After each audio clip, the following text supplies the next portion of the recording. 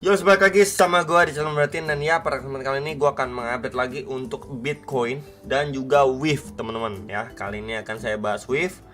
And then kita lihat market hari ini, Fear and Greed Index ada di level 79, which is ini greed mau sebentar lagi extreme greed ya. Ini ya masih sideways di situ-situ aja karena market juga kemarin mengalami kenaikan. Dan overall beberapa koin juga mengalami kenaikan juga, teman-teman ya. Di sini ada Toncoin, buset, masuk tiba-tiba nyelip ke top 10 ya coin market cap. Dan ya kemarin ada saya bahas juga untuk Bitcoin dan juga ENA ya. Kemarin ada saya bahas ENA juga. And then ya kita akan bahas dulu untuk dari Bitcoin ya. Secara daily memang dia sudah break ya dari triangle patternnya.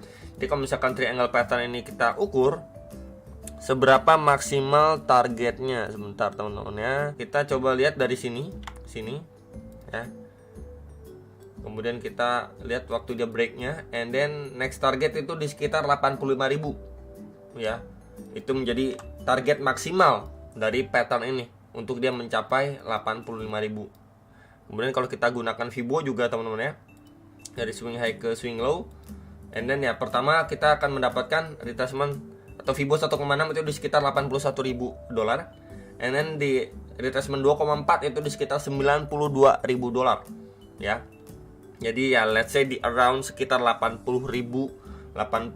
sampai 85.000 dolar ini menjadi target maksimal ya untuk si Bitcoin kalau kita berbicara sebuah chart, teman-teman ya. Cuman pertanyaannya untuk posisi saat ini adalah yang kita perhatikan untuk si Bitcoin secara daily, apakah dari area sini ya setelah dia closing tadi pagi kan bikin tail candle cukup panjang ke atas gitu ya.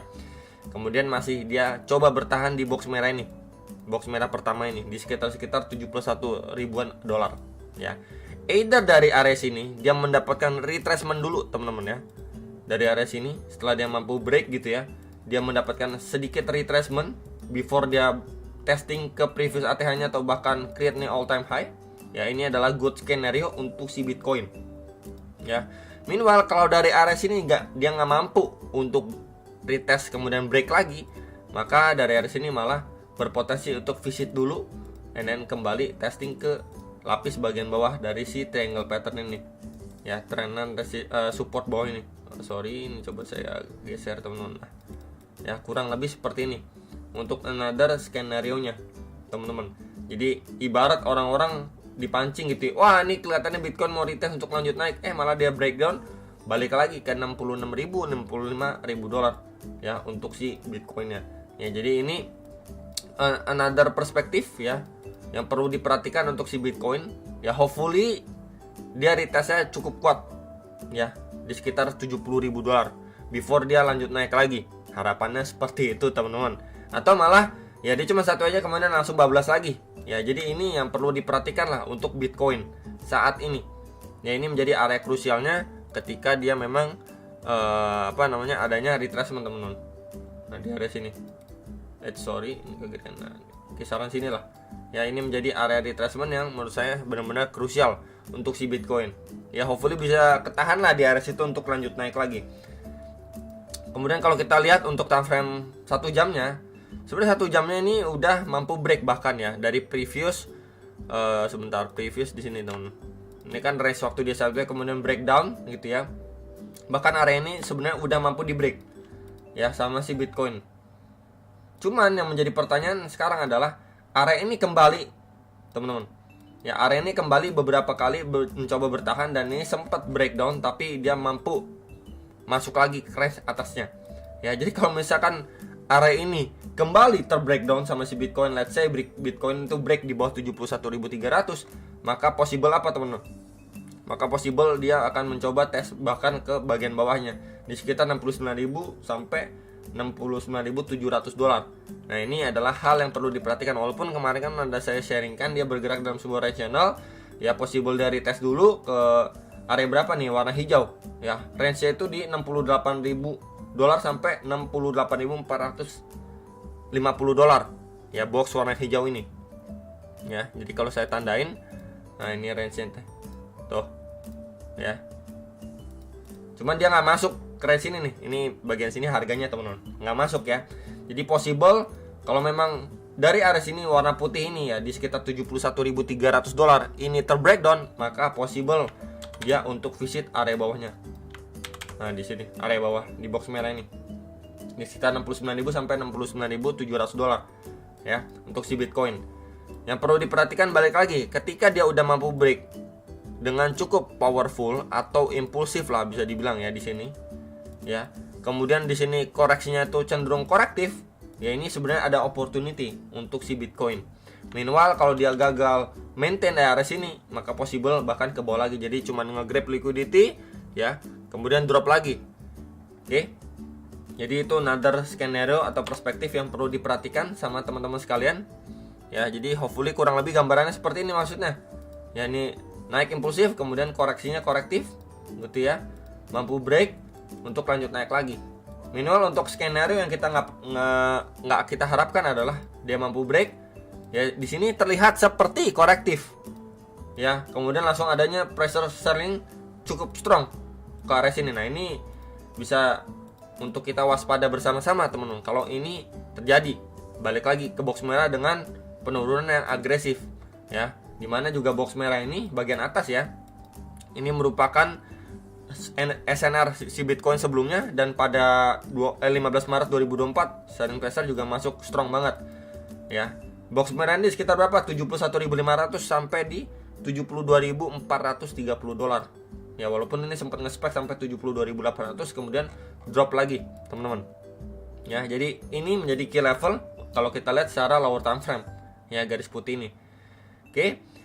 Dan itu untuk si Bitcoin ya, untuk yang nanyain kira-kira si Bitcoin possible untuk retest lagi ke kisaran berapa, dan good scenario-nya pun juga sudah saya sampaikan, at least untuk si Bitcoin dia mampu dulu dah. Ya, di sini terbentuk seperti sebuah channel gitu ya, atau falling wedge ya, mini falling wedge, dan kita lihat dulu progresnya apakah dari area sini ya dia mampu benar-benar korektif, break, kemudian untuk lanjut naik, atau malah di sini cuma sekedar akal-akalan doang, teman-teman. Ya. Di sini korektif, and then malah bablas, reject strong, teman-teman. Ya, kalau orang bilang tuh fucek pattern, teman-teman ya. Oke, kita bahas untuk WIF secara daily ya. Sebenarnya secara daily kita bisa perhatikan area ini dulu yang pengen saya marking, teman-teman. Sebentar, and ya. Ini area resistance become support. Jadi SNR sebelumnya dan di testing di sekitar 3,2 dolar mendapatkan reaksi cukup signifikan. Ya, box hijau ini sekitar berapa bro? Di 2,95 sampai di 3,3 dolar. Ya, area itu yang bisa teman-teman pantau dan dia mendapatkan reaksi. Bentar nih, tuh. Ya. Di area sini itu mendapatkan reaksi, teman-teman. Meanwhile ketika dia naik, kita bisa perhatikan juga secara daily-nya di area sini, teman-teman. Sebentar ya, di area sini ya. Ya, di area sini dia mendapatkan rejection. Kita tandain dengan box merah. Ya, jadi wajar ketika dia naik karena ini red candle pada 2 April ya mendapatkan rejection strong. Ya, kemudian sekarang posisinya dia lagi mendapatkan rejection lagi. Dari level berapa, bro? 4,21 sampai area sebentar 4,35 dolar lah. Sekitar area itu. Ya. Ini mendapatkan rejection untuk si WIF. So next pertanyaannya adalah, ini bisa menjadi concern kita karena ini adalah swing high terakhir ya pada 31 Maret, dan ini masih potensi dia create lower high. Oke. Dan masih potensi dia case terburuknya akan mencoba balik lagi nih. Ya, ke 3,2 dolar, atau worst case-nya dia malah create yang namanya lower low. Ya, visit lagi ke sekitar 2,2 dolar ini. Ya, itu worst case-nya. Good skenario bagaimana, bro?